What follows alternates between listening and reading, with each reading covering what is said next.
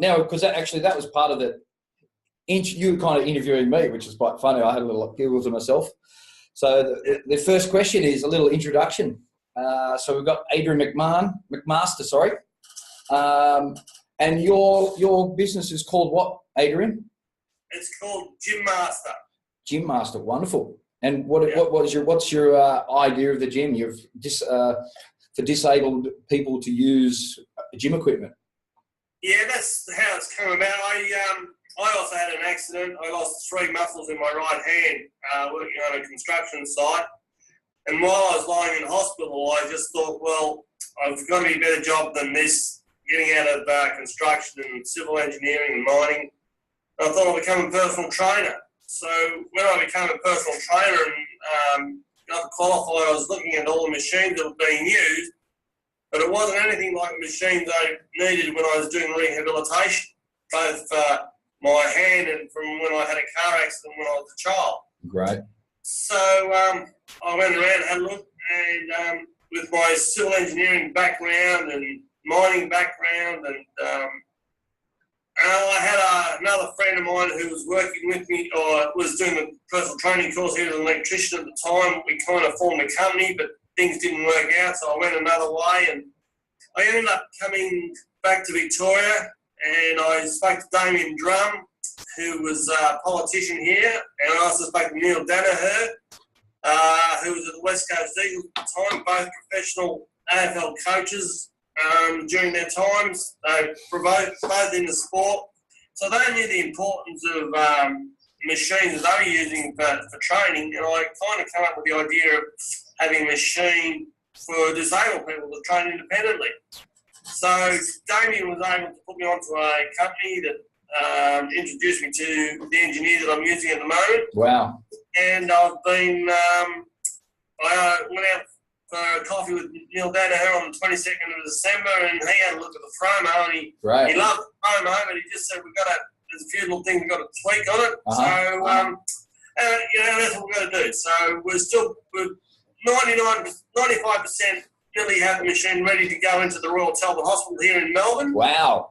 Which is a division of the Austin Hospital, which deals with disability. Great. The 4 main exercises they wanted on this machine was the lat pull down, the seated row, the dip machine, and the leg press. Great. So it's kind of an all-round machine at the moment.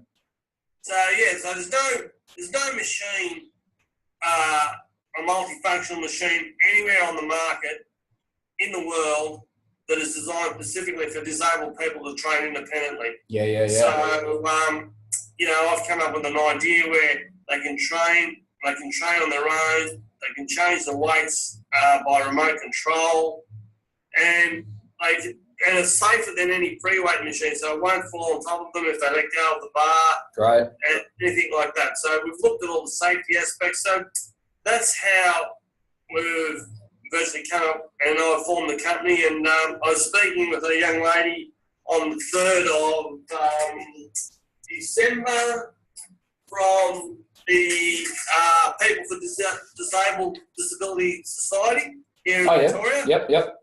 I showed her the promo that we've done the filming of, and she said, "Can you send me as much information as possible on what?" And she just seen a 30-second promo that we've done on the machine with a friend of mine who was in a wheelchair, who was classified as an incomplete paraplegic. Oh. So she was a former client of the Royal Talbot. She's just got out of the Epworth, where I went and seen her there, and we discussed a few things about using the machine. And we tested it, and we just found some things. She's added a little bit more of an input. But for the video that we done, this person was very impressed. And she's the head of the Victorian Disabled Society here in Australia. Man, that is amazing. Like, that's exactly the road you want to be down as well. Like, you've got all the right connections. How long has it taken you to get there? It's taken me, I started this in 2009, so it's nearly 7, it'll be 7 years tomorrow. Yeah, right. Wow, that's a long journey too. It's a long journey, but if you're passionate about something, and it is about making it different, and making it easier. Like, that's one thing that I've found. Yep. With like they put people in boxes, but everyone's not really, shouldn't be boxed or isolated. I've looked at it from my logo is all about the heart. Everyone's got a heart, so everyone should have the opportunity to do some form of cardiovascular to get the blood circulating, get movement into the body, and help with muscle definition. So that's why we've kind of invented this machine. I'm speaking to another engineer as well. Yep. Got some good people coming on board. We're just in the concluding stages now before we go to the Royal Talbot. So, yeah, it hasn't been a long journey, but it's been a journey that I've also learned a lot about. I bet you have. Wow. Hey, that's what I was going to say. So, basically, it could go into hospitals full-time as well as just a normal gym. It's going to be a multiple working piece of – everyone is normal. Like, it's just like you said, we're all together here and everyone should be able to have a go. Correct, and that's the way the machine's designed. It's designed – see, what I've noticed is everyone builds machines for able-bodied and tries and get the disabled to fit in. Yeah, absolutely. We've built a machine designed for people with a disability, but able-bodied people can fit in. Nice work. Nice spin. I like that. That's very cool. That's like, turning it totally on its head. Come over here if you want to work out with me. I'm not going over there. Hey, what I'm going to do is I'm going to quickly, because when we spoke about your story and your history, that was before the interview, so I'll just go over it again because we're give us your story and your history about working again, just quickly. In working with what? Where you started mining, where you're a civil engineer. We worked on the same mine in construction. You built the decline that I was working on where I had my accident in Argyle. I've been involved in mining. I got involved in mining. My father ran a family earth moving business, and naturally when I left school, I kind of went into working with him for a while, and I wanted to expand, so I decided to travel around Australia. So with what I learned from my father in the civil engineering side, I took with me and my experience in earth moving, and I left Victoria in '85 to travel around.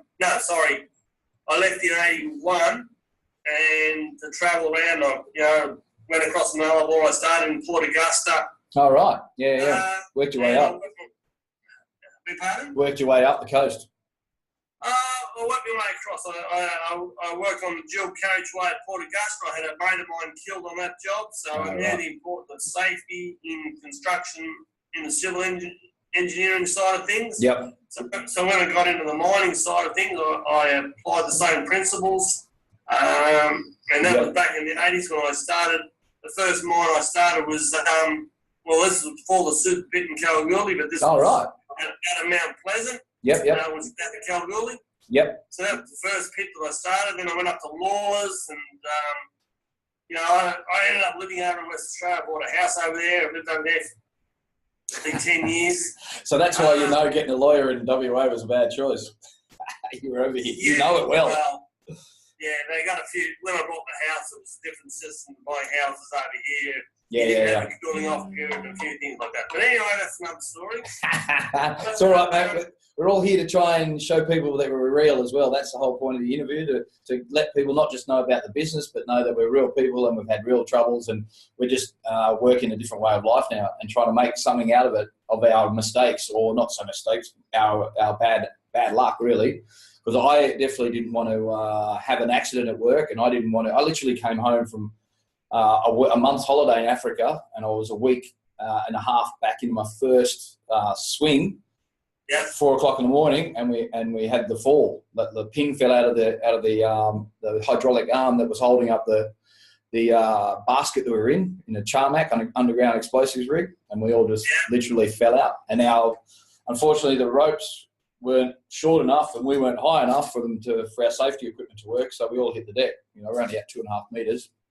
So it's really, this is just not just about your equipment. It's about letting people know that you're real, and we've both, decided to change our lives at the point of not the accident, but not while I was falling through the air, but I definitely, when I was literally laying in the mud, thinking to myself, I really want to get out of this.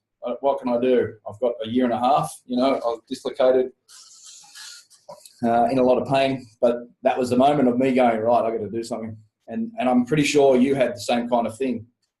Well, I had the same kind of, that same apparition came to me when I had the hand crush. I went home. Yeah. I've been working in the mines for quite some time. My father said, come home. He inherited the farm, and we're going to turn it into an industrial subdivision, because this is when a lot of country towns back in the early start of the 2000, 2005, we had the droughts. And towns were suffering, and Dad decided to say, we'll cut this up. It's only 200 acres or something. We'll cut it and make it into an industrial subdivision. Oh, nice. And so we went home and we sat down, and I designed the road formation and all that. And we went, put it to plan, and we were going to do all the concreting there. We thought, well, it's quite, 20,000 cubic metres of concrete got to come in. Concrete batching plant. So my brother and I used some of the money that I had from my equity in my house that I had in Western Australia, and I brought a loader and a truck and a few other things, and my brother brought a concrete batching plant. So we done all the foundations for all the silos. That we had 2,500 tonne silos sitting on our concrete formation. But one of the days when we were doing the concrete pour, I went to clean my concrete truck, and I accidentally got my hand caught in the back of the concrete agitator. Yep. And it pulled me in, and it crushed my right hand. So I lost 3 muscles in my right hand. So it was like having spaghetti between my thumb and my forefinger hanging in the hospital in Ballarat, at the St John of God Hospital. So St God of John, I've been there in Perth. Sorry, go on. Yeah.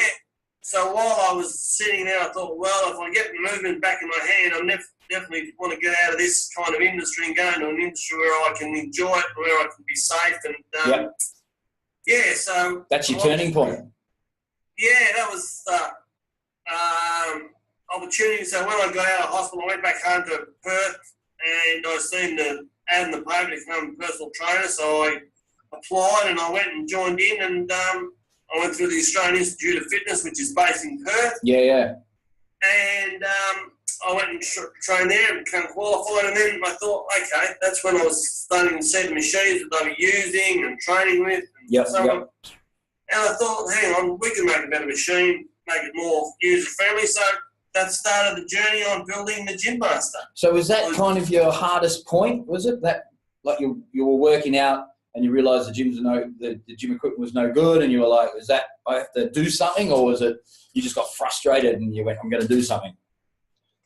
I think it was a bit of both, really. It was the opportunity that was there. There was no market out there. I've been dealing with people in wheelchairs. A friend of mine lost his leg. I'd spoken with, as I mentioned before, Damien Gunn and Neil Danaher about fitness industry, about the machines that they were using, especially for rehabilitation, with the footballers. And whether the footballers needed trainers or whether they could do it on their own. I've spoken with, I've met some people that come back from Afghanistan. Yeah, right. Wow. Nice work. How the soldiers have got to have rehabilitation. But one thing I have noticed is people want to be independent. They don't want to be a burden, even though it happens. We still want to have our own independence. Yeah. Well, actually, this is perfect because this comes on to my next question. What was your greatest 3 life lessons in all of this? And I'm guessing that's one of them. We want to be independent. We're all independent people, but, we come together as groups. So what were the 3 lessons that you can tell the listeners that, that helped you get past on this journey? Well, I wouldn't say I'm past on the journey. I'm still on the journey, and we're still expanding. The journey's nice. Just, it's still growing. It's just the direction we take on the journey. I guess what I've noticed is, people want their independence. Yeah. They want to be able to, and safety. They want to be able to do something and do it safe. Yeah. So I guess that's what we've integrated into the gym machine, or the Gym Master that we're building. Yep. And they're the 2 main points, but it's access for everyone, which is probably the 3rd point about it, that I can be doing a leg press as an able-bodied person, but someone, and I don't like the word disabled. Yeah. I prefer enabled differently. Nice, yes. We'll get that in the dictionary for you. I reckon that's our next step. We'll work on that one.